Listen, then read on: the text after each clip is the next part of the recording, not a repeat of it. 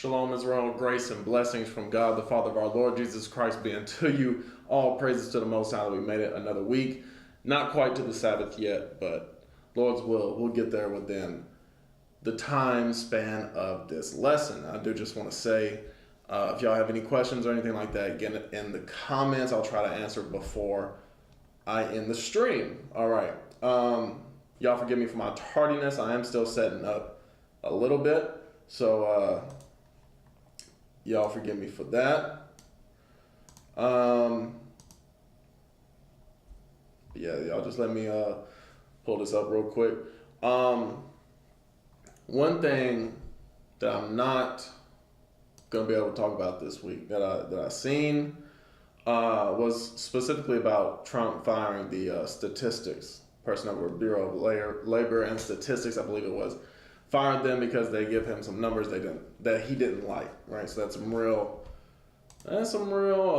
dystopian dictator type stuff. Like, you hear somebody doing stuff like that and you think, oh, that was that one of them third world countries with a dictator in it? Like, no, that was the US, where he fired the guy who just gave him some numbers he didn't like. Specifically, they were unemployment numbers, and they weren't as good as last month or whatever the case.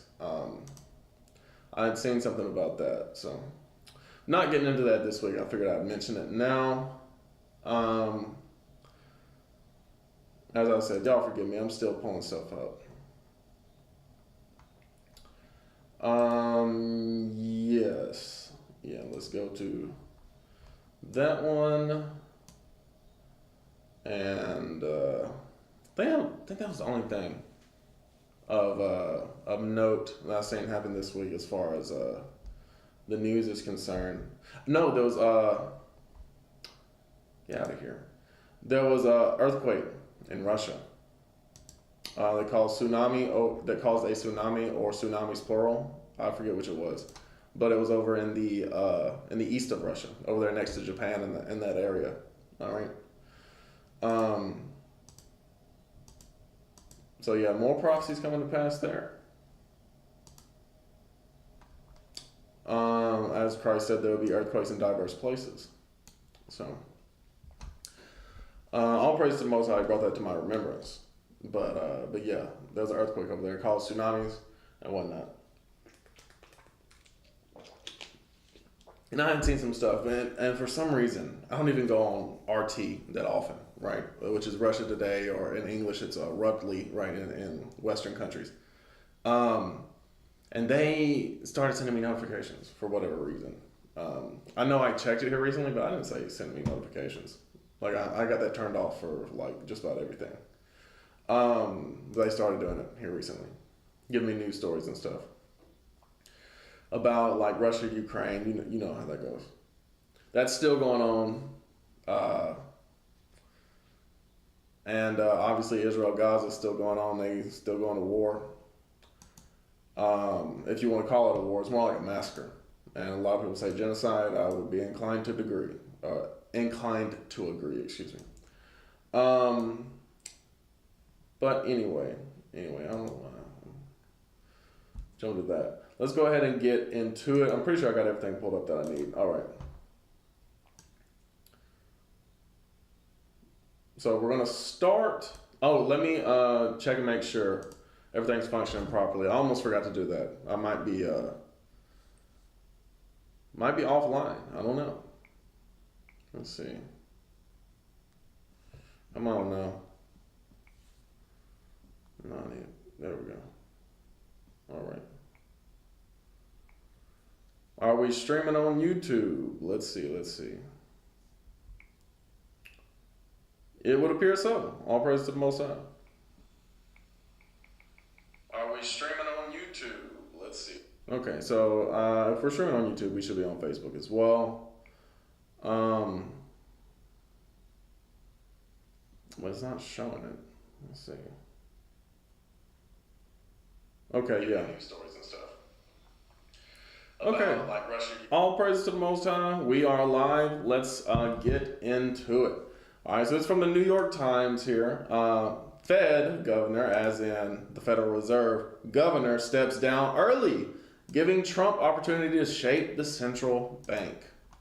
All right, so this grasp for power, this seizure of power is kind of extending all over the place when it comes to this administration. The resignation comes as President Trump has openly pressured the central bank to lower interest rates and called for Jerome H. Powell, the chair, to step down. You see that right there? So Trump, not only is he pressuring media into complying with him, as South Park made an episode that was making fun of his lawsuit to Paramount and how they fired Colbert, who was very critical of Trump, right? He's also extending it over to, as I said earlier, statistics, right? And basically pressuring, not overtly saying, at least publicly, but pressuring people to give him favorable numbers, right, when it comes to data and statistics. But also over into the Federal Reserve as well, all right? The Federal Reserve announced on Friday that Adriana D. Kugler will step down from her position as a governor of the Federal Reserve Board next Friday. Her term was due to expire in January, but her early resignation gives President Trump an opportunity to more quickly appoint someone who could eventually replace Jerome H. Powell as chair. Ms. Kugler missed the Fed's most recent policy meeting this week and did not vote. In a speech earlier last month, she said the Fed should not cut interest rates for some time as tariffs trickled through to consumer prices, right? So she was somebody who was saying, hey, look, keep that inflation going, right? Keep making things more expensive, which is bad. I do want to say that. I don't want things to get more expensive, right? And I guess there's an expression like what's good for the goose is good for the gander, right? Or whatever. I think that's the expression. So like Trump wanting to cut interest rates for himself and his rich buddies, that would actually be good for Americans as far as like consumer products, right? The opening on the board comes as Mr. Trump pressures the Fed to cut interest rates and publicly berates Mr. Powell, saying he should lower borrowing costs or resign, right? So these borrowing costs that he's talking about here, he's talking about like big money loans, right? That people who, like he himself, got like what, I forget how many millions it was he got from his dad, right? Like those kind of loans. The president has also toyed with firing Mr. Powell or naming a successor before Mr. Powell's term as chair ends in May. On Friday, he went so far as to call on the board to remove Mr. Powell from his position as chair, right? But, a lot of people would say that this is, not the power of the president, right? This is overreaching when it comes to the power of the president, all right? The Fed's statement about Ms. Kugler's early resignation did not give a reason for her decision. The central bank declined to comment beyond the announcement. It has been an honor of a lifetime to serve on the board of governors of the Federal Reserve System. Right, so she's one of the many governors of the Federal Reserve. Said Ms. Kugler they said twice here. They should have really edited this, proofread it before they sent it out. Ms. Kugler said in a statement, I am especially honored to have served during a critical time in achieving our dual mandate of bringing down prices and keeping a strong and resilient labor market. They have not brought down prices. I don't know if she's been to the store here recently. It's not lower price on goods, it's higher price on goods. Ms. Kugler has served as a governor at the Fed since September 2023 after being nominated by former President Joe Biden. She plans to return to her job as a public policy professor at Georgetown University in the fall.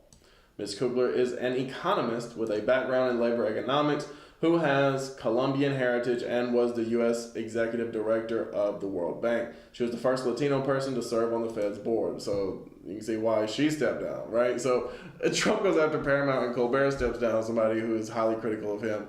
And then, he's going after the Federal Reserve, and then it's the, as it says, first Latino person to step down. That's crazy. I didn't even realize that about her. Mr. Powell said in a statement that Ms. Kugler, because with a name like Kugler, she's probably like her mom or her grandmother is Latino or whatever. Mr. Powell said in a statement that Ms. Kugler brought impressive experience and academic insights to her work on the board. The decision means that Mr. Trump will have the ability to reshape the top ranks of the central bank, both in terms of picking a new chair and filling Ms. Kugler's seat. If Mr. Trump makes clear that whomever he chooses for Ms. Kugler's seat is his pick for the chair, that could make for an awkward and potentially market-rattling situation in which the new governor is seen as something of a shadow chair, potentially undercutting Mr. Powell, right? So that seems the type of thing that Trump would do, right? He wants his people in positions of power, his yes men, right? Another wild card is whether Mr. Powell, once stepping down his chair, will leave the Fed altogether or stay on as a governor until that term expires in 2028. When asked on Wednesday at a news conference, he rebuffed the question, telling reporters, "I do not have any update for you." He said, "I don't know." He said, "I don't know if I'll get to keep my job or not." All right. What he chooses to do will have broad ramifications for whomever Mr. Trump selects to fill. Why didn't it say President Trump, right? Because he is the president. To fill Ms. Kugler's seat on the 7-person board. If Mr. Powell remains a governor, whoever is appointed to Ms. Kugler's vacancy will have to be a possible pick to become the next chair. If Mr. Powell chooses to depart, Mr. Trump will have yet another spot to fill. Right? So Trump putting his people in, right? I think it was the same way with his last term and like the Supreme Court. I may be mistaken, but I think that was the case. Where he put in like 2 people or whatever. Mr. Trump, speaking to reporters on Friday afternoon, said he had just learned about the open position. "I just found out that I have an open spot on the Federal Reserve Board. I'm very happy about that," he said. He later posted on social media that Mr. Powell should resign, just like Adriana Kugler, a Biden appointee, resigned. She knew he was doing the wrong thing on interest rates. He should resign also, right? So, calling for these people's resignation. In his first term, Mr. Trump selected Mr. Powell as chair and later had the opportunity to appoint 2 more governors to the powerful board, whose members vote on every policy decision. Those 2 officials, Chris Waller and Michelle Bowman, I remember Michelle Bowman, dissented on the Fed's decision this week to keep interest rates steady and instead called for a 1/4 point reduction in interest rates at the July meeting. Okay, so cutting, yeah. They're trying to cut the rates, right? Okay, no, these 2 dissented. Okay, I got you. So, yeah, Trump's people are trying to cut the interest rates. Mr. Trump noted their dissents on social media on Friday, describing them as strong and saying the push will only get stronger.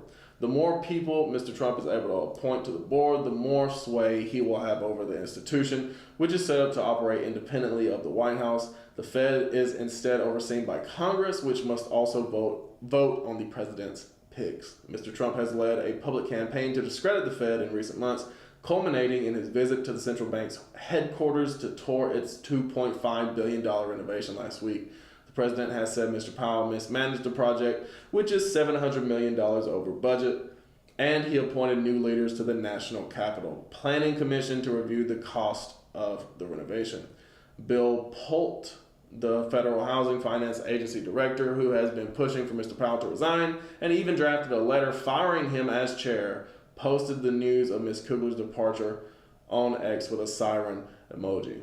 All right, so again, the Trump administration and replacing, I should say, the people he doesn't like with the people he likes, right? The dissenters with the yes men.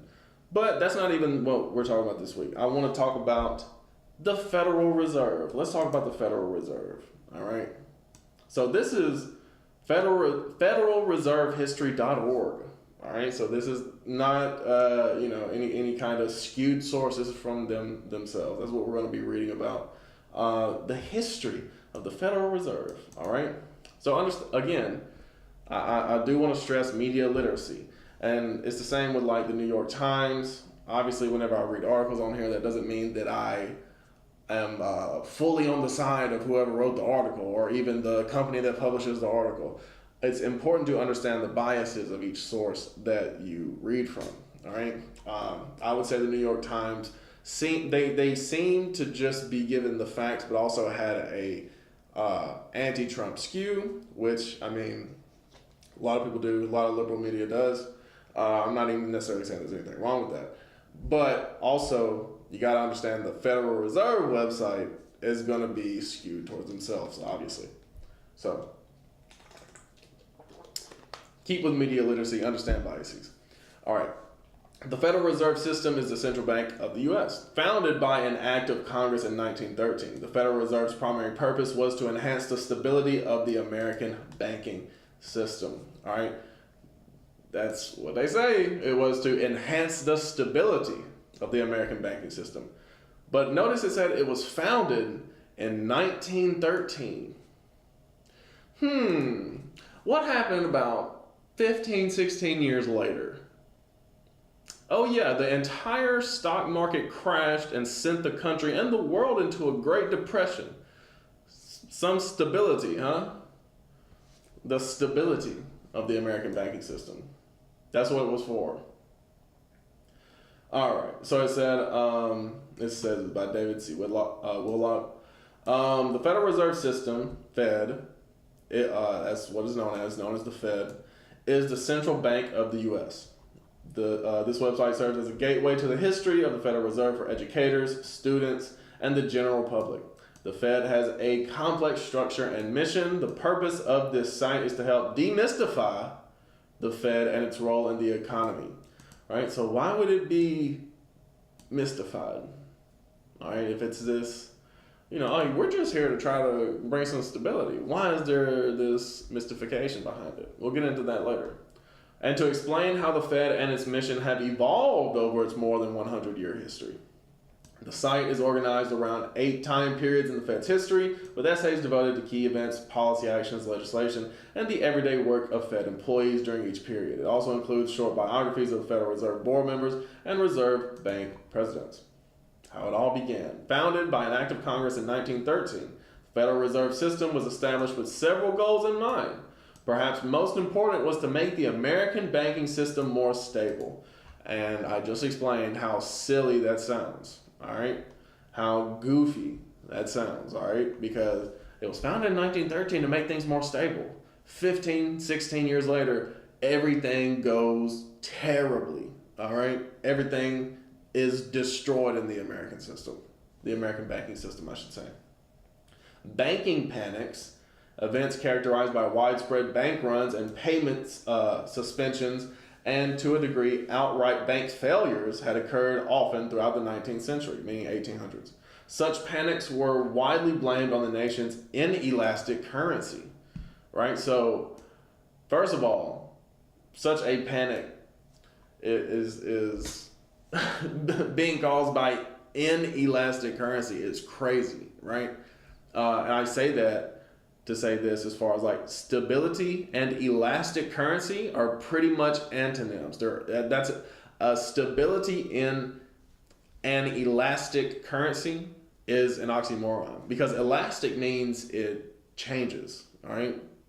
Not necessarily from one thing to the next, but yeah, it kind of stretches and comes back and then, that's elastic, right? Elastic means, let's look up elastic real quick because I don't want to give y'all the wrong definition. I mean metaphorical elastic. All right. No, come on now. Definition. Thank you.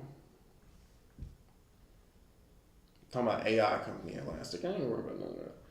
All right. So, stretchy, flexible. Flexible is more the word that I was looking for. All right. Not the literal noun, but able to resume its normal shape spontaneously after contradiction, dilation, or distortion, right? So elastic means it can be contracted, dilated, or distorted, all right? That's what elastic means. It's flexible, all right?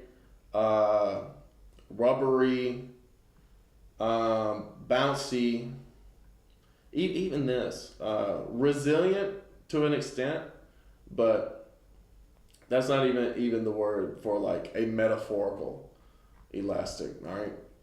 Not in this case. Not when we see what happened with the Great Depression and the stock market crash in 1929, all right?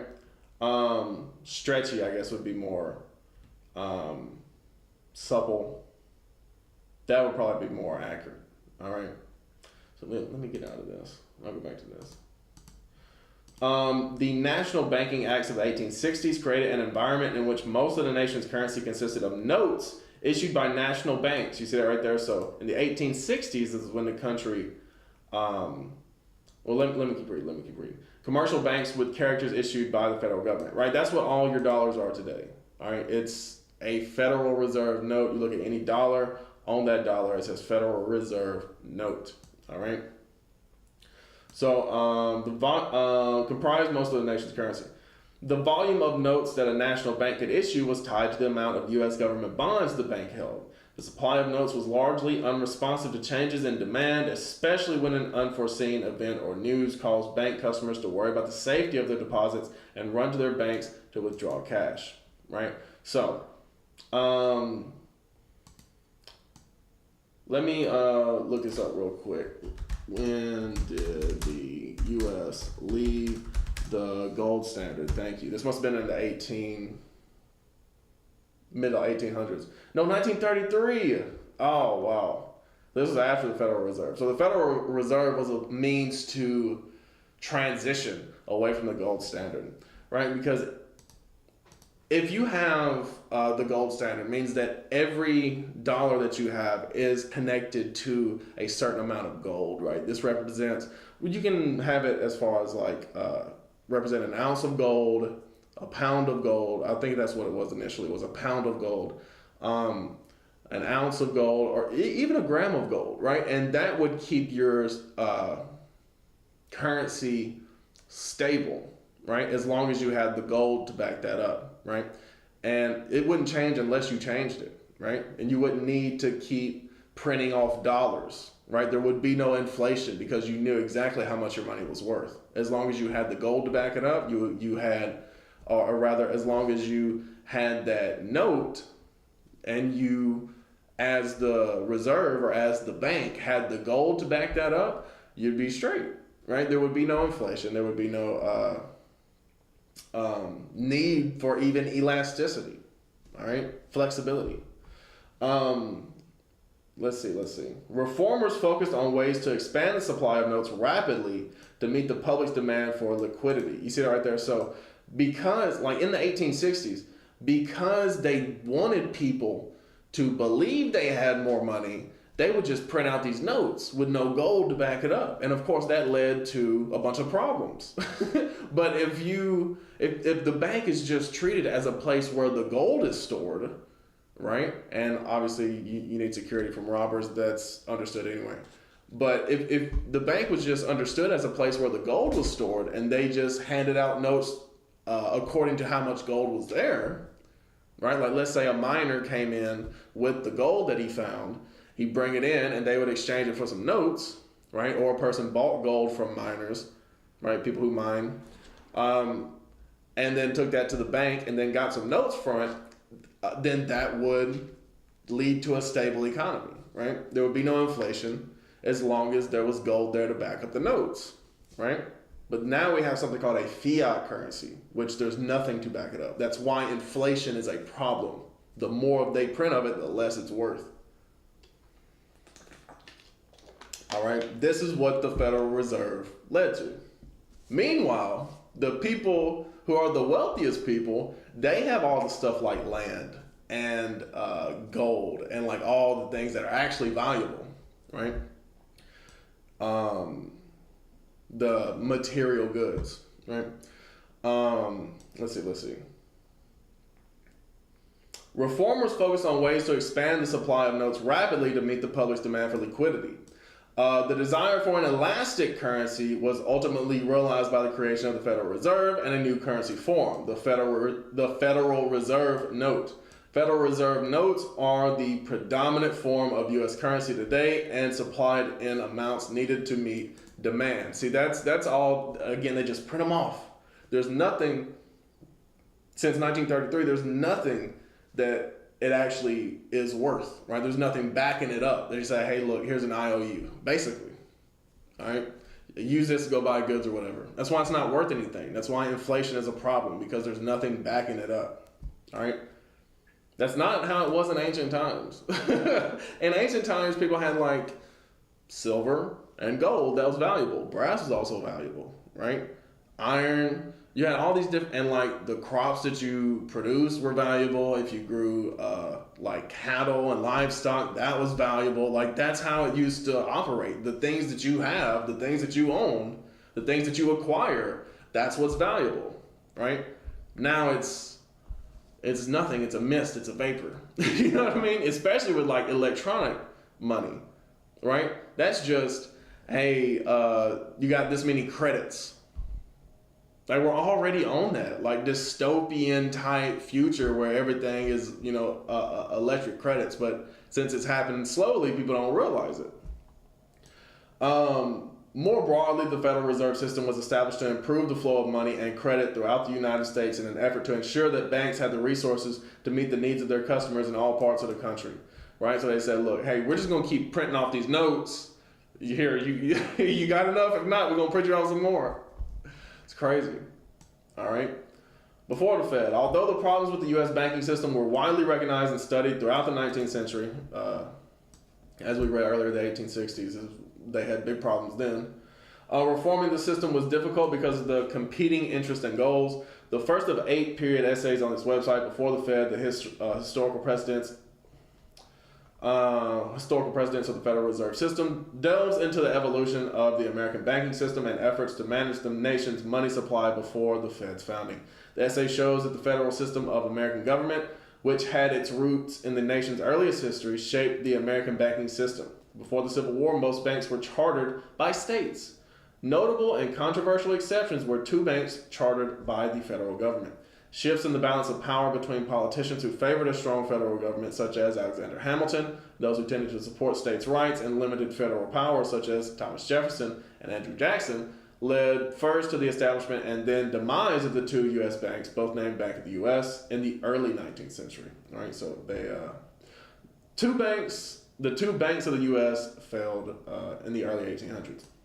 As the essay describes, Jackson's war, quote unquote, with the second bank of the U.S., eliminated a bank that performed some functions of a modern central bank.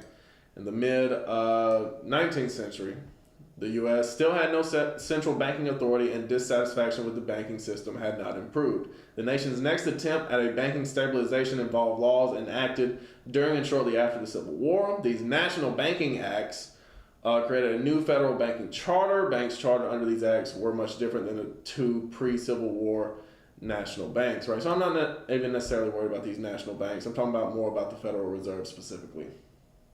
All right.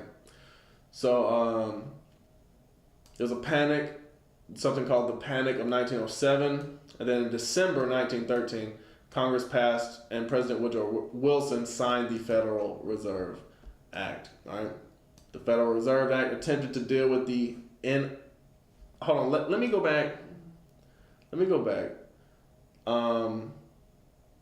Because okay, so we see here that it talks about like the national banks, right? And then it talks about the Banking Act of 1863, right? Then it goes on to talk about the Panic of 1907, and then in 1913, it talks about the Federal Reserve Act. So keep that in mind, that timeline, all right? That's what it talks about. Nothing 1913 specifically. All right. The Federal Reserve Act attempted to deal with the inelastic currency problem by creating an entirely new currency, the Federal Reserve Note. You see it right there. It was a new currency at the time because they were trying to shift away from the gold standard. All right. And a mechanism to get those notes quickly into circulation. The Act established a system of reserve banks with capital provided by the member commercial banks in their designated territories. National banks were required to purchase capital in their local reserve bank and thereby become members of the system provided by the reserve bank. Membership in the system was made optional for state chartered banks. Although the reserve banks are technically private corporations with their own boards of directors, they establish mischief by law. All right. The Federal Reserve Act required the Fed's member banks to hold reserves in the form of Federal Reserve notes or deposit accounts with their local reserve bank. A member bank could obtain additional currency or reserve deposits by borrowing at the discount window of its reserve bank. A bank that wished to obtain funds in this way would provide some of its short-term commercial or agricultural loans as collateral for the loan. All right, so all these loans stacking on top of each other. The Fed's discount window was thus a mechanism for transforming illiquid bank loans quickly into cash and thus providing the nation's money supply with the desired elasticity. Right? So even all this is like so like stretched so far thin. Like this is crazy. As in like, hey, you come to the loan or you come to the bank for a loan as a person, right? To get some land or whatever, to get a house. And then they realize that they give out too much money to function as a bank, so now they got to go to this other bank, and now this other bank got to go to this other bank, and like it's crazy. I guess it's more like this bank goes to Federal Reserve. Like eventually you get up to the Federal Reserve, right? Who prints off the money? I guess it's not technically them, but they oversee all that. Let's see. An important function of central banks is to serve as lender of last resort to the banking system. And discount window lending has traditionally been a key part of how the Fed has performed that role. So do you see how 15 years after this was established, everything fell apart? Because it's just not sustainable. It's not based on anything. It's not founded on anything. There's no foundation, all right? We think just because America is like a good place to live, quote unquote, now, if you can even say that. I mean, there's more homeless now than ever, right? Unemployment is actually up. Trump don't want you to know that, but it's actually up, right? So, like, all these different things. Like, the housing market is terrible. Inflation is high. It's not at an all-time high, I guess. But, I mean, it kind of is. Like all these things, and like this is supposed to be an economy that works? Like, come on now. Like, this is not sustainable. It never was. All right? The essay, The Fed's Formative Years, describes in more detail the establishment of the discount window and other Federal Reserve operations in the Fed's first years. And I really do not want to read this whole article. I'm letting y'all know straight up. So we're going to jump on down. The founding of the Fed has profound effects on the U.S. payment system, not only by creating a new currency, but also by making the processing of payments more efficient and rapid. The reserve banks provided check clearing services for their member banks, for example, which reduced the time and cost for banks of obtaining funds or checks that were deposited in their banks, right? Because it used to be you had to make sure that when somebody said they had something and they were writing a check or they were giving you a note, an IOU, you had to make sure that they actually had that thing, right? Whereas now it's all Federal Reserve notes. It's all pretty much ether. Like it's nothing. There's nothing backing it. So of course we'll accept that. You can have this. We'll have that because it's all nothing. All right. Let's see. An early innovation was the development of an electronic system for making long-distance payments using the telegraph, which later became known as FedWire. All right, so I would say that was actually more of a technological innovation than it was anything that had to do with the Federal Reserve. They just so happened to be there at that time. But still, though, that switch to that electronic system that I was talking about, that credit system. All right, so oh man. But anyway, the Fed's early years also saw the beginnings of monetary policy in the modern sense of the term. The Federal Reserve Act did not mention monetary policy. It also did not provide criteria for setting reserve bank discount rates. It did, however, require the reserve banks to maintain gold reserves equal to specific percentages of their outstanding note and deposit liability. So initially, they were still on the gold standard, right? So that was a part of the requirements, right? But eventually, as we just discovered in 1933, they got away from that. All right. Let's see. Implicitly, this requirement was intended to limit the amount of currency and loans the Fed could issue and thus serve as a brake on inflation. Most of the act concerned the Fed's lending and other operations, however, and did not specify broad macroeconomic goals such as price stability or maximum employment. You see that right there? So they said, look, that's above our pay grade right there, actually trying to stabilize the economic system. They said, look, that's not what we're trying to do. We can't do that. Those goals, the so-called dual mandate, were not written into the Federal Reserve Act until the 70s. In the 20s, the Fed began to adjust its discount rate and buy and sell U.S. government securities to achieve macroeconomic objectives, right? So it started to be intertwined a little bit with, as it says, the U.S. government securities. The Federal Reserve Act permitted the reserve banks to buy and sell U.S. government securities, mainly so the banks would have interest income to cover their expenses. As the formative years essay describes, the reserve banks discovered that their purchases influenced short-term interest rates and credit conditions. Purchases of securities tended to lower rates and make credit more widely available, while sales had the opposite effect. The Fed purchased securities in 1924 and 1927 when the economy slipped into recessions. By easing U.S. credit conditions, the purchases also helped in restoring the international gold standard, which had been disrupted by World War I. In 1928, the Fed sold securities as policymakers sought tighter credit conditions to discourage stock market speculation. The Fed's apparent success with adjusting the levers of monetary policy in the 20s seemed to suggest that the new central bank could tame the business cycle and preserve price stability. However, it all went terribly wrong in the 1930s when the U.S. had the worst economic depression in its history. You see that right there. So they said, in the 20s, the Federal Reserve was doing its thing, and everybody was like, this is great. Nothing can go wrong, right? And then the stock goes, and all goes to hell. All right. So, here we go. It said the bottom dropped out of the U.S. economy in the 1930s. Economic activity peaked in the summer of 29 and began to fall precipitously after the stock market crashed in October. Total output of goods and services, GDP, fell by some 30%. Prices fell sharply, and the unemployment rate soared to 25% by 1933.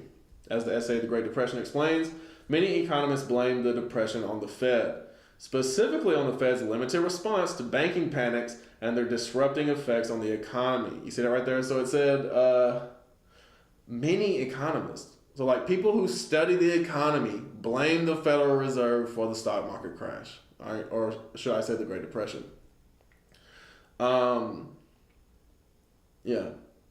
Economists and historians continue to debate why the Fed failed to prevent the Great Depression and apparently successfully steering the economy out of the trouble during the 20s.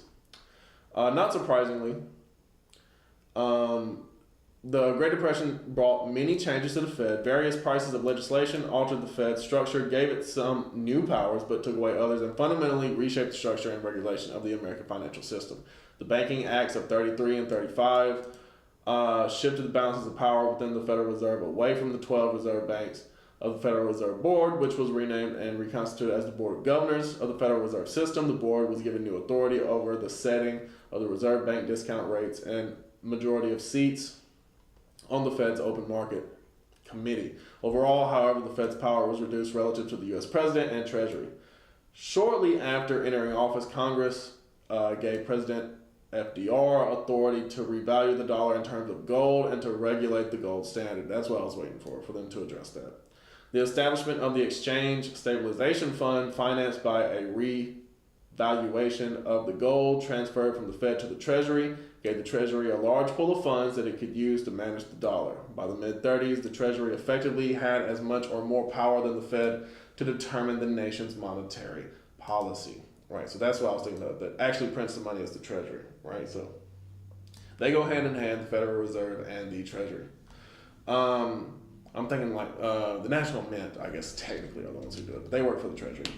The Great Depression also brought significant changes to the U.S. banking system and the establishment of several new government agencies focused on the financial system. For example, a federal deposit insurance system was introduced and operated by the Federal Deposit Insurance Corporation, right? So if you ever, just like when you go to a bank, just look, and they'll often have that FDIC, like somewhere where you can see it, like basically saying they're sponsored by the FDIC, saying they're insured by them, you know. was given the FDIC was given supervisory authority over all insured state chartered banks that did not belong to the Federal Reserve System.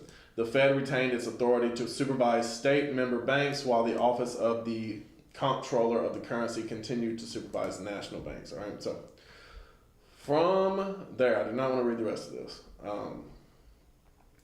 But what I do want to point out is that they didn't talk about anything from 1907 to 1913. And first of all, a lot of economists blame the Federal Reserve for the Great Depression.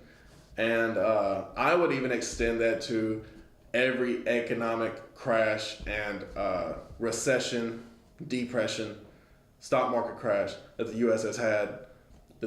has had since the stock market crash in 1929, right? So there was one in 87. There's obviously the Great Recession, right? You had one around COVID, right?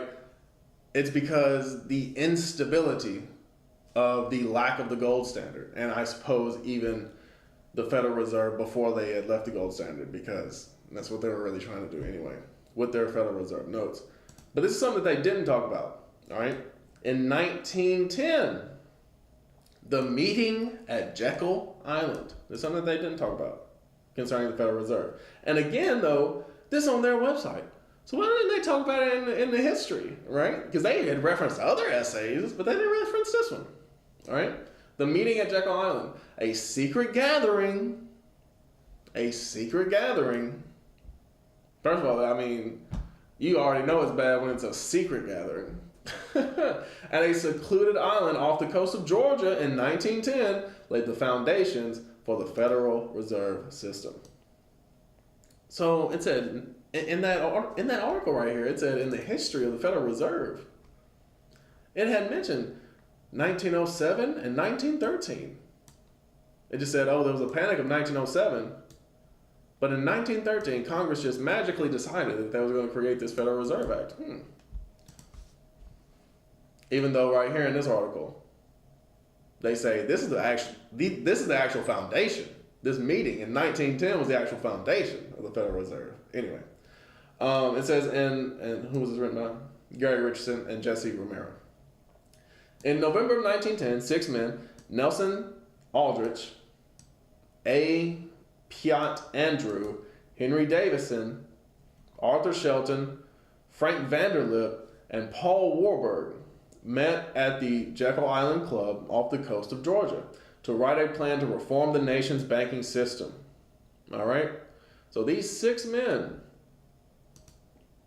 they're the ones who come up with this idea of a Federal Reserve. All right? The meeting and its purpose were closely guarded secrets, and participants did not admit that the meeting occurred until the 30s. But the plan written on Jekyll Island laid a foundation for what would eventually be the Federal Reserve System. All right. I haven't looked into these men individually, but I have heard that they're some of the wealthiest men, like at the time. All right. At the time, the men who met on Jekyll Island believed the banking system suffered from serious problems. The Jekyll Island participants' views on this issue are well known, since before and after the conclave, several spoke publicly and others published extensively on the topic. Collectively, they encapsulated their concerns in the plan they wrote on Jekyll Island and in the reports of the National Monetary Commission. Like many Americans, these men were concerned with financial panics, which had disrupted economic activity in the states periodically during the 19th century. Nationwide panics occurred on average every 15 years. All right, and when you say stock market crashes occur about that often as well, 10, 20 years. These panics forced financial institutions to suspend operations, triggering long and deep recessions. American banks held large required reserves of cash, but these reserves were scattered throughout the nation, held in the vaults of thousands of banks or as deposits in financial institutions in designated reserve and central reserve cities. During crises, they became frozen in place, preventing them from being used to alleviate the situation. During booms, banks' excess reserves tended to flow toward big cities, especially New York, where bankers invested them in call loans, which were loans repayable on demand to brokers. The brokers in turn loaned the funds to investors speculating in equity markets whose stock purchases served as collateral for the transactions. Right? So all this like big money, like shady, underhanded loans and speculation, all that stuff is just grimy. This American system made bank reserves immobile and equity markets volatile, a recipe for financial instability, right? But they still do the same thing, right? If you ever seen the movie The Big Short, they still do the same thing. They still speculate on equity. They still speculate on the market. Like they still do all this stuff. In Europe, in contrast, bankers invested much of their portfolio in short-term loans to merchants and manufacturers. This commercial paper directly financed commerce and industry while providing banks with assets that they could quickly convert to cash during a crisis. So I don't even necessarily want to read all of this either. I know it's shorter, but still. We're kind of running a little on time already. Let's see. It says the Jekyll Island participants also worried about the inelastic supply of currency in the United States. All right, so jumping down. Furthermore, Jekyll Island participants believed that an array of antiquated arrangements impeded America's financial and economic progress. They're pretty much saying the same thing over and over again. Okay, so this actually talks a little bit about Paul Warburg. All right. In an article published in the New York Times in 1907, Paul Warburg, a successful German-born financier who was a partner at the investment bank Kuhn, Loeb & Co., and widely regarded as an expert on the banking systems in the U.S. and Europe, right? So that tells you the type of people that these were. These were not everyday people. These were the wealthiest of the wealthy at the time, right? It says that he wrote, Paul Warburg that is, wrote that the U.S. financial system was at about the same point that had been reached by Europe at the time of the Medicis and by Asia, and in all likelihood at the time of Hammurabi, right, saying it was outdated. Right? Just months after Warburg wrote these words, the country was struck by the Panic of 1907. The panic galvanized the U.S. Congress, particularly Republican Senator Nelson Aldrich. Right, so he was a senator, the chair of the Senate Finance Committee in 1908. Aldrich sponsored a bill with Republican Representative Edward Vreeland that, among other things, created the National Monetary Commission to study reforms on this, reforms to the financial system. Aldrich quickly hired several advisors to the commission, including Henry Davison, a partner at J.P. Morgan. Right, so big money. And A. Piot Andrew, an economics professor at Harvard. Over the next 2 years, they studied banking and financial systems extensively and visited Europe to meet with bankers and central bankers. All right. So, talk about a duck hunt.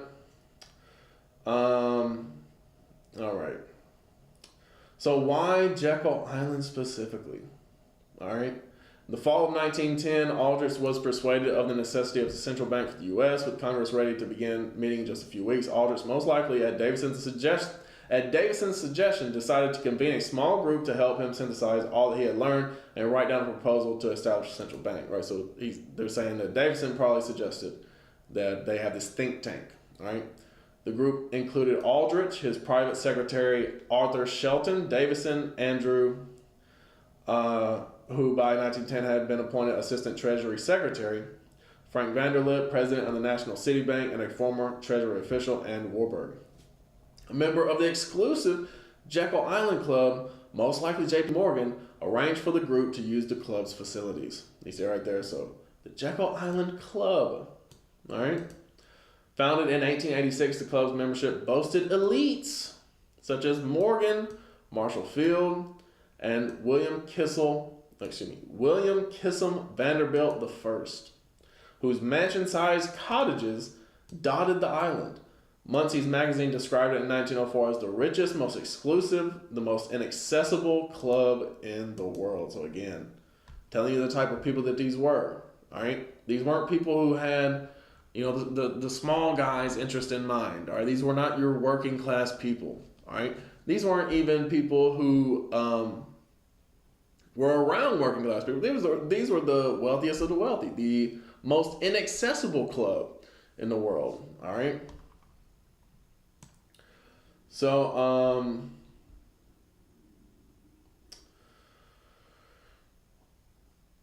so yeah, they lied and said it was duck hunting, right? So that's why it's a duck hunting thing, because they lied. They said they were meeting to duck hunt instead of meeting for what this actually was to create a new financial system for the U.S. All right, so one thing that I don't have here on Jekyll Island specifically is that it's where the last slave ship to the U.S., right? Last documented slave ship to the U.S. came to Jekyll Island, right? I think it said about 400 quote unquote African slaves. Illegally, by the way. It was illegal to bring more slaves here at that time, but they did it anyway, all right? It came to Jekyll Island in 1858, all right? So that's a little history of Jekyll Island. Going back a little further than that, I got this little TikTok video here. And I'll go ahead and mute my mic and give you the desktop audio.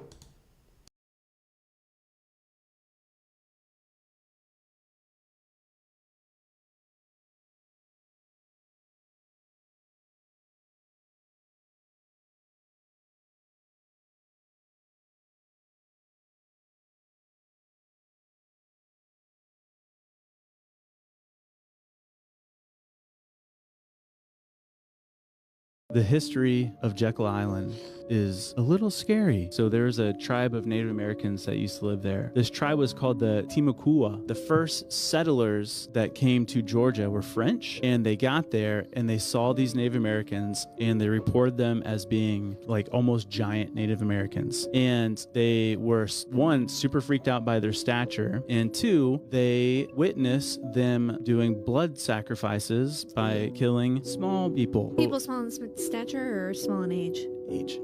Very creepy stuff. It freaked the French out, and in the middle of the night, they're like, we gotta get out of here. The Timucua end up getting disease and stuff because of the colonizers and whatnot. Man. The white man! Years and years later, the Rockefellers came down, and they said, we want to build our summer homes here. But the Rockefellers built their house directly over the altar. They knew that this was meant for this. Rockefeller's house, that on Jekyll Island, is where the Rockefellers, Vanderbilts, Morgans, they all got together, and that's where they decided to create the Federal Reserve.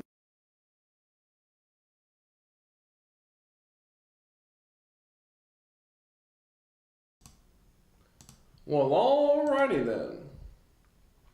Y'all see that right there? That's the place. That's the place where they chose to have this meeting. Or that's where all the wealthy elites went at the time.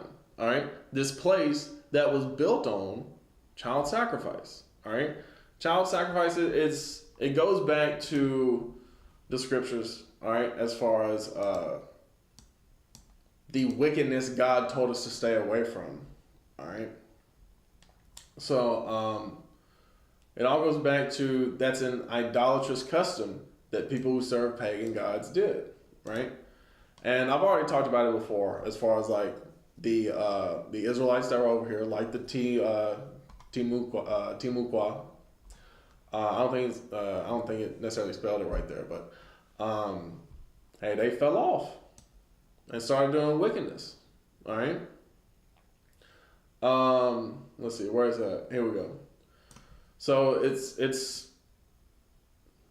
I'll start with verse 1 here in Leviticus 20, because I didn't know it started at verse 1, but it does. And the Lord spake unto Moses, saying, Again, thou shalt say to the children of Israel, Whosoever he be of the children of Israel, or of the strangers that sojourn in Israel, that giveth any of his seed unto Molech, he shall surely be put to death. The people of the land shall stone him with stones. All right, I will set my face against that man, and will cut him off from among his people, because he hath given of his seed unto Molech, to defile my sanctuary and to profane my holy name. You see that right there? So that's the name of the ancient god that people would worship by sacrificing children. All right? And that carried and has carried on up into today. All right?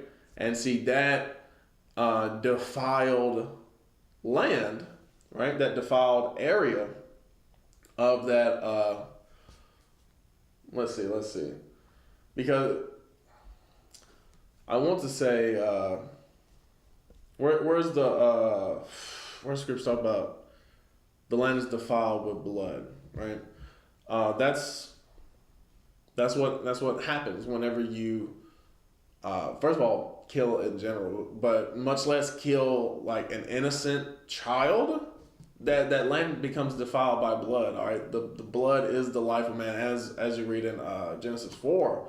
The blood crieth unto God from the ground, right? So there is something spiritual about blood hitting the ground, all right? There's something spiritual about blood in general, all right?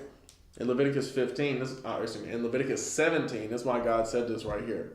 God said this about blood, all right? So this is Leviticus 17, specifically talking about not eating, or rather not drinking blood, right? In Leviticus 17 and verse 10, it says, "And whatsoever man there be of the house of Israel, or of the strangers that sojourn among you, that eateth any manner of blood, I will even set my face against that soul that eateth blood, and will cut him off from among his people." Right? So in this context, God is even talking about like, when you kill an animal, make sure you drain the blood out of it, right? Don't even cook it with the blood. "For the life of the flesh is in the blood, and I have given it to you upon the altar to make an atonement for your souls. For it is the blood that maketh an atonement for the soul." You see that right there? So it's inherently a spiritual thing, right? The life of flesh is in the blood. The life force, the power comes from the blood, right? So there's inherently something spiritual about it. He said the atonement is from the blood, right? And even in the New Testament, our atonement is through the blood of our Lord Jesus, right? So there's something inherently spiritual about blood, all right? In a positive context, as he said, the atonement and the life comes from the blood, but also in a negative, dark sorcery type context as well, all right?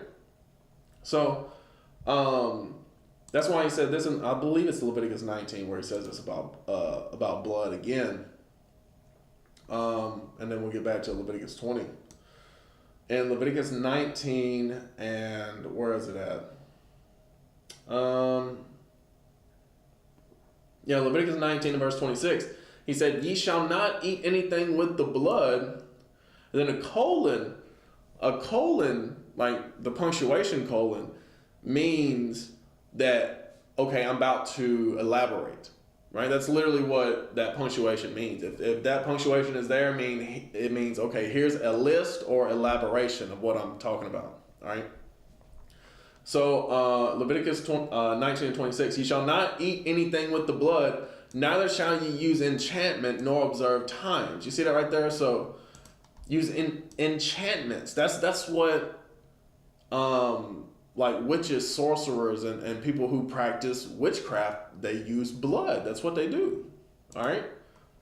That's real. People be like, "Oh, like all that witch stuff, all that magic, all that sorcery stuff, all that's fake. That's all made up."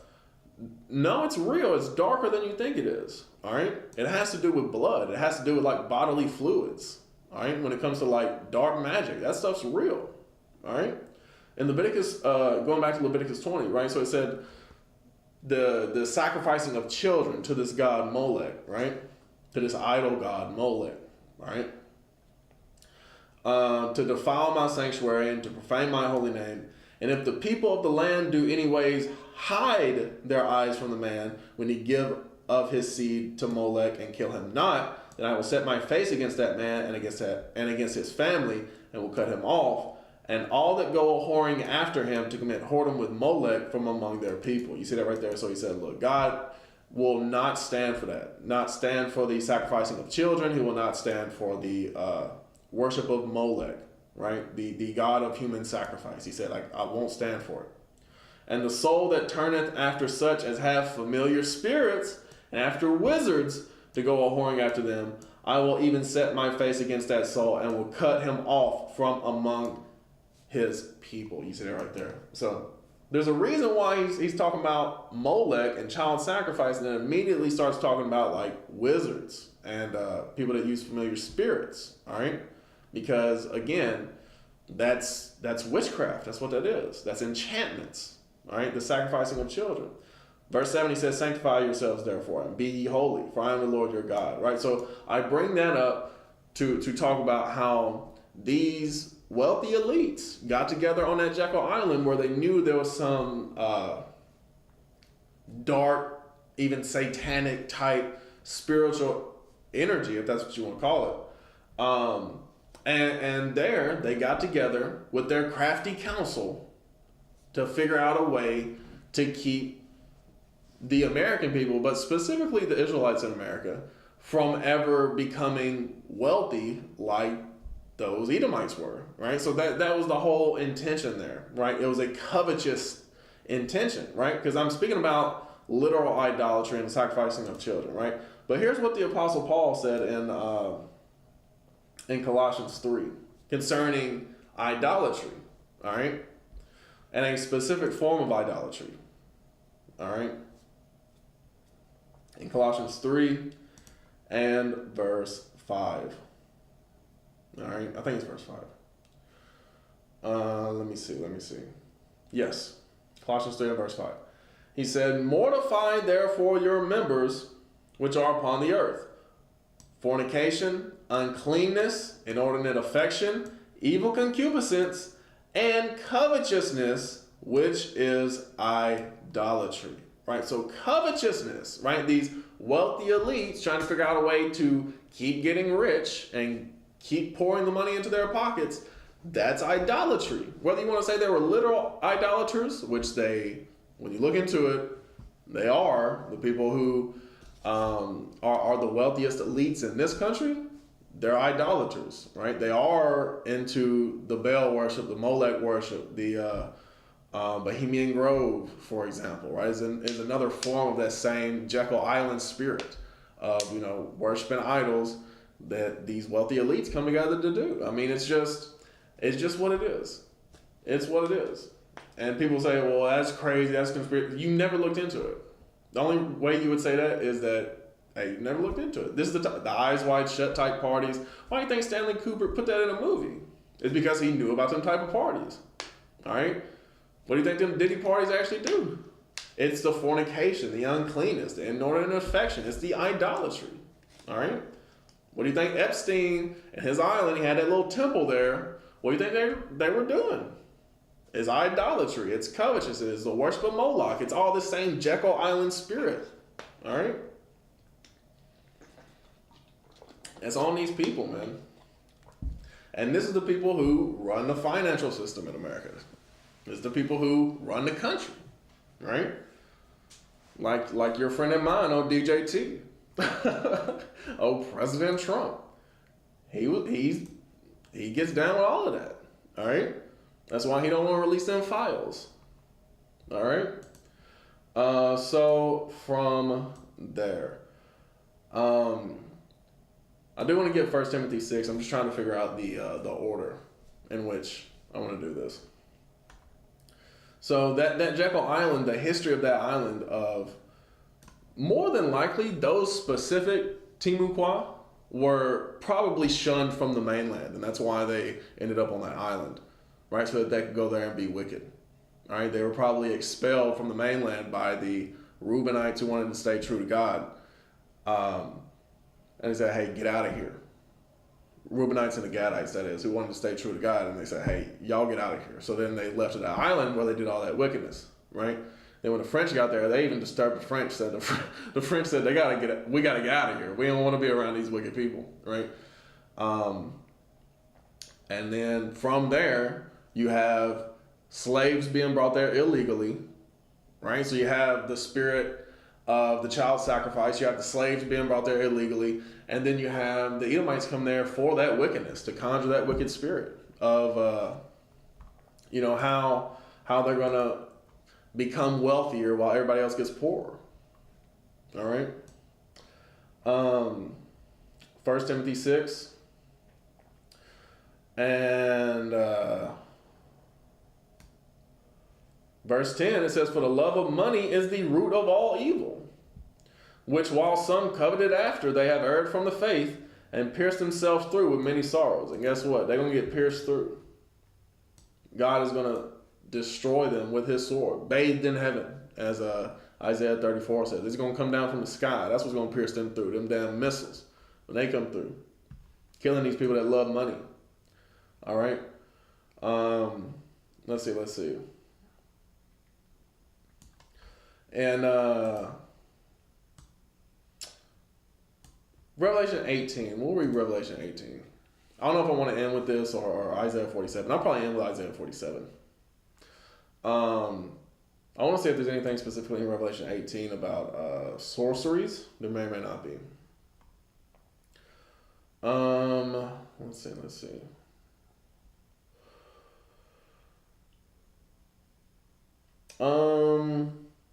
Anything in here about sorceries? There's some good stuff here. I'm gonna skip around.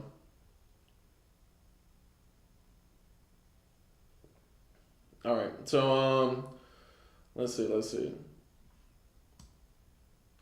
Revelation 1, or excuse me, 18 and 1. And after these things I saw another angel come down from heaven, having great power, and the earth was lightened with his glory, and he cried mightily with a strong voice, saying, Babylon the great is fallen, and is become the habitation of devils, the hold of every foul spirit, and a cage of every unclean and hateful bird. Right? So it's already written, Babylon the Great's going to fall. It's fallen. It's already happened in the spirit. God has ordained it. It's going to happen. This place is going to be destroyed. And guess what? All these devils that these people are worshiping and that are on these people, right? These demons that these people got, when their flesh dies, guess what? All of them spirits get released into the lake of fire. All right? They're getting released into what we know as the land is all going to be burnt up. All right? From sea to shining sea. All right? And the hold of every foul spirit, right? So all the foul spirits that are on people, guess what? They're going to be released when the flesh dies. They're going to be released in the cage of every unclean and hateful bird, right? These birds are going to be radiated, right? These crows and these eagles, these vultures are going to receive radiation from them nukes, and they're going to turn into monsters over here, picking at your flesh. You're burning over here, all right? For all nations have drunk of the wine and of the wrath of her fornication, and the kings of the earth have committed fornication with her. And the merchants of the earth, the businessmen, the people who go trade their stock on Wall Street, all right, are waxed rich through the abundance of her delicacies, all right? So it says all nations have drunk of the wine of the wrath of her fornication, right? Spiritual fornication. As we just read in Leviticus 20 about committing whoredom with Moloch. That's not saying like you're actually having sex. It's saying like you spiritually turned away from God, right? So that's the fornication. Right? Where is that at? As far as idolatry and spiritual fornication, it's like Wisdom of Solomon 14:12 or something like that. Maybe 14:16. Y'all forgive me. It might even be on down 14:20 something. So I'll look for it. Y'all bear with me for 1 second. Wisdom of Solomon 14, it is 14:12. For the devising of idols was the beginning of spiritual fornication, and the invention of them the corruption of life. Right, so spiritual fornication. That's what this is talking about. In Revelation 18:3, this is spiritual fornication. All right. And here's what we're supposed to take from this.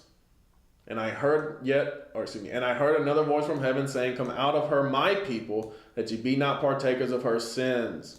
Don't fall into the traps they're trying to set for you. All right? Don't fall into the old trick of social media, taking your data and trying to get you to become more wicked. Don't fall into that trap. All right? Go outside, touch grass, as they say. All right? Don't fall into the sins that they're trying to get you to do. All right, come out of the sins. Keep God's commandments. All right, no matter what anybody tells you, God's commandments get you eternal life. That's what the Lord Jesus told us. All right, he said in Matthew 19. That's what he told the man when he asked for eternal life. Keep the commandments of God. All right. It says, For her sins have reached unto heaven, and God hath remembered her iniquities. All right. Then it goes on to say that they're going to get double for everything they've done to us, the Israelites. All right. So then people are going to mourn. As it says, the kings of the earth who have committed fornication and lived deliciously with her shall bewail her and lament for her when they shall see the smoke of her burning. Right. Everybody who did business in America is going to be mourning because they lost all their business. They're going to be crying their eyes out when they had all their money in stocks, and then Wall Street is destroyed. The New York Stock Exchange is burning. They're going to be crying their eyes out because that's where all their money was. It says, and the merchants of the earth shall weep and mourn over her, for no man buyeth their merchandise anymore. The merchandise of gold and silver, precious stones, and of pearls, fine linen, purple and silk, scarlet, and all thine wood, and all manner vessels of ivory, vessels of most precious wood, brass, iron, marble, cinnamon, odors, ointments, frankincense, wine, oil, fine flour, wheat, and beasts, and sheep, and horses, and chariots, and slaves, and souls of men. So understand that. Understand that thing. That, again, going back to that Jekyll Island spirit, where they brought slaves, literally when they were told they weren't supposed to.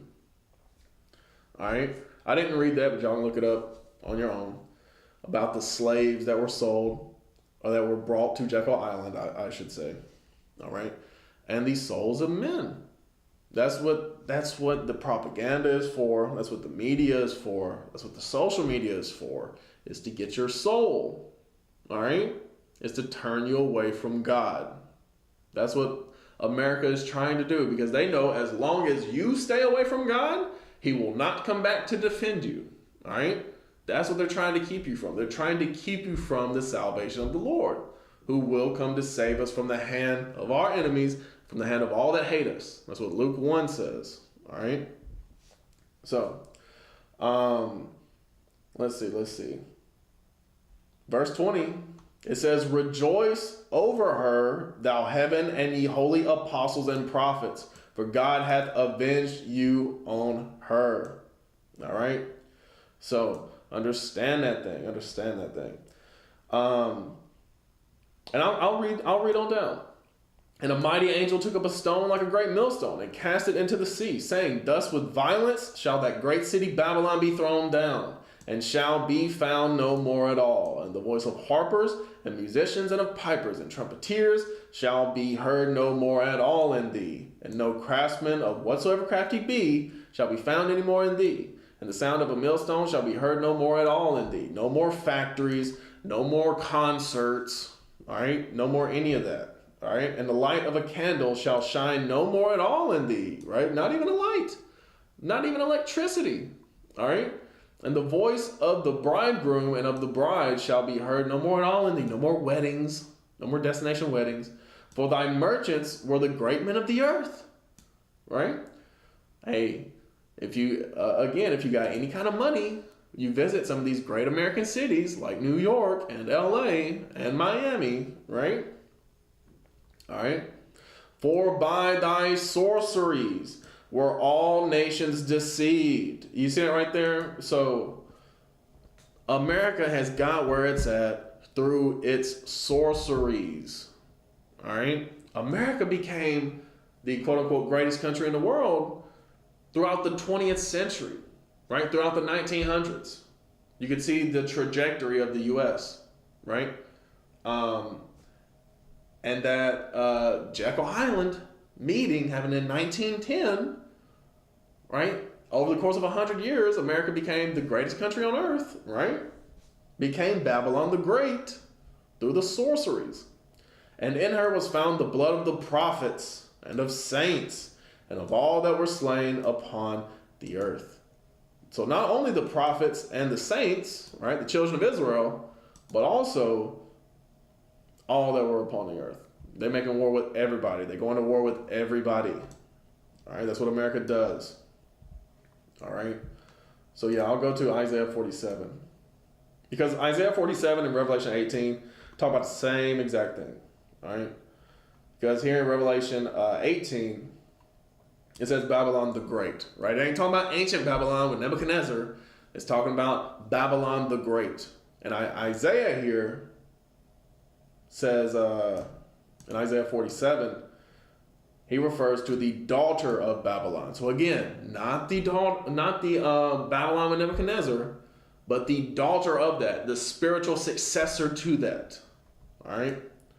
Come down and sit in the dust, O virgin daughter of Babylon. Sit on the ground. There is no throne.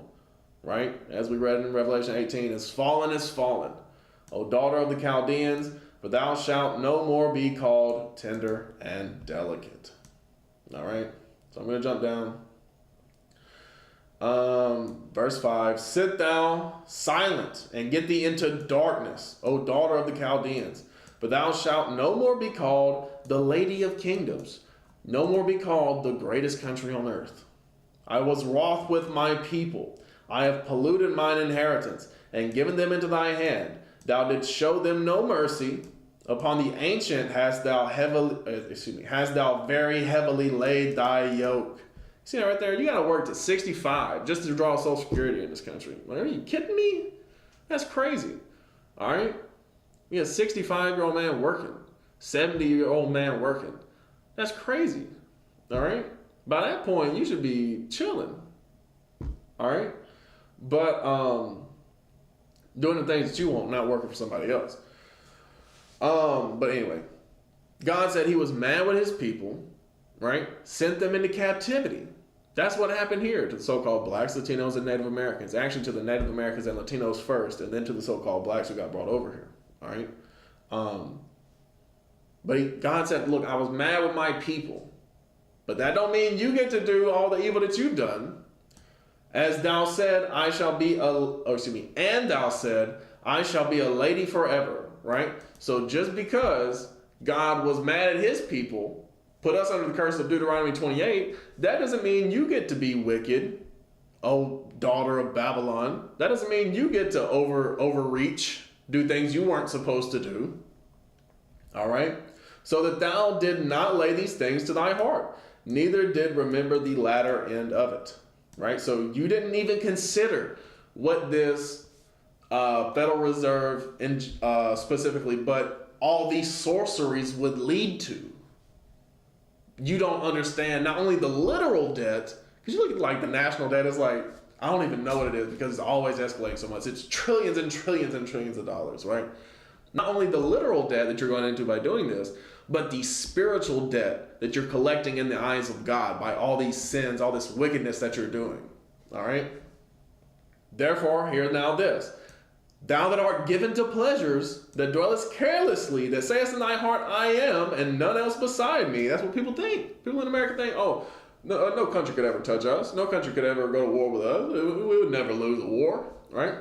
I shall not sit as a widow, neither shall I know the loss of children. Hey, they ain't coming here to the shores. They ain't coming here to the U.S. Hey, you try coming over here and see what happens. Right? That's what people think over here.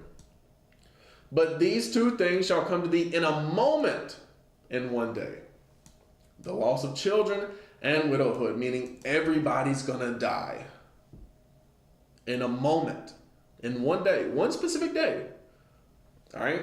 That we refer to as Judgment Day. The Bible calls it the day of the Lord. Right? Christ's return. They shall come upon thee in their perfection for the multitude of thy sorceries. You see that right there? So God said, look, I'm going to perfect the loss of children and widowhood. I'm going to perfect death and bring it to you. All right? For the multitude of thy sorceries and for the great abundance of thine enchantments. All right? I'm gonna keep reading. For thou hast trusted in thy wickedness. Thou hast said, none seeth me. They think they can do all this stuff in secret, and nobody's gonna notice. Nobody's gonna find them out. God knows. He sees all of it. He knows all.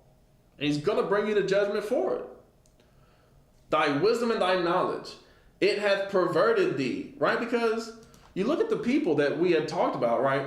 As far as the meeting at Jekyll Island. One was a Harvard professor. Others were economists, quote unquote, great businessmen, right? They're very knowledgeable. But it has perverted and it has corrupted them to think they can get away with stuff like this. All right? And now I said in thy heart, I am, and none else beside me. And say, look, there's nobody that, they say, nobody can touch us. Who shall bring me down? As Obadiah said.